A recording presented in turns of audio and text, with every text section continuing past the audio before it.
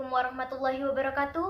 Para pangjejar sareng pamilon anu kusim kuring dipika hormat, langkung tipayun hayu urang panjatkeun puji sinareng syukur kehadirat Allah Subhanahu wa taala kulantaran nikmat sareng karuniana urang sadaya tiasa kempel di tempat ieu dina kaayaan sehat walafiat.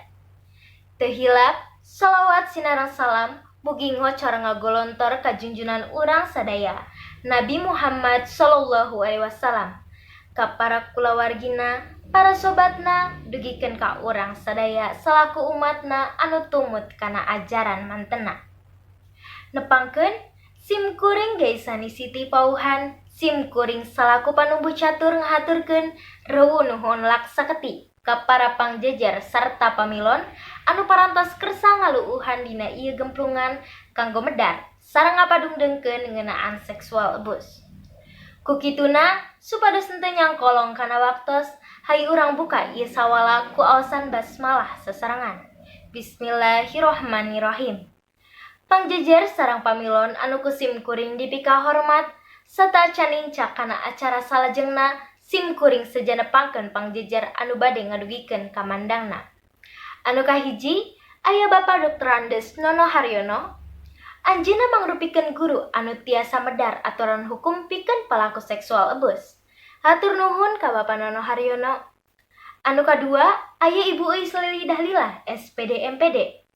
Anjeunna mangrupikeun guru anu tiasa ngajelaskeun dampak naon bae pikeun korban seksual abuse. Hatur nuhun ka Ibu Eis. Para hadirin, supados urang langkung neleuman ngeunaan jejer nu baris dibahas kurang sadaya hayu urang regepkeun ka mandang ti para pangjejer. Sumangga ka Bapak Nono Haryono kanggo ngadugikeun ka mandangna. Hatur nuhun ka Bapak Nono Haryono anu parantos ngadugikeun ka mandangna. Nurutkeun anjeunna anu jadi korban seksual abuse lain wanoja wae, tapi pameukeut oge tiasa jadi korban ti seksual abuse. Lain jalmi dewasa wae, tapi murangkali oge sering jadi korban seksual abuse. Teras anu jadi pelaku seksual abuse tiasa kenging pasal 288 KUHP. Kumargi kitu anu salajengna Ibu Eis Lili Dahlilah dihaturanan kanggo ngadugikeun ka mandangna. Hatur nuhun ka Ibu Eis Lili Dahlilah anu parantos ngadugikeun ka mandangna. Nurutkeun anjeunna anu jadi korban seksual abuse tiasa ngarasa trauma sareng ngarasa depresi tina naon wae anu kaalaman. Sabab pasti aya bae batur anu nyalahkeun manehna. Kulantaran waktos anu sakedik, sim kuring bade ngawatesan pamilon anu bade tumaros. Dina ngadugikeun patarosanana kedah ngacungkeun tangan sarta nyebutkeun nami sareng teu kenging gogorowokan.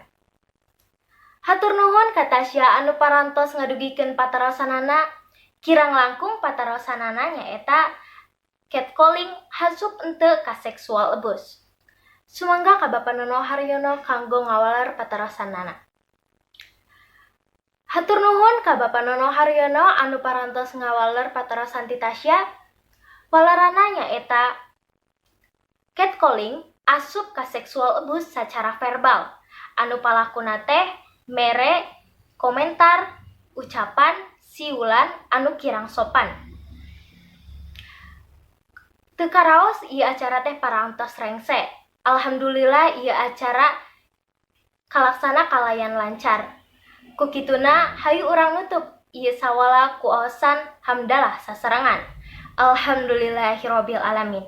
Sim kuring salaku panumbu catur neda hapunten anu kasuhun. Bilih aya cariosan anu kirang tepseureuhna atanapi kecap anu kirang merenah larapna. Wassalamualaikum warahmatullahi wabarakatuh.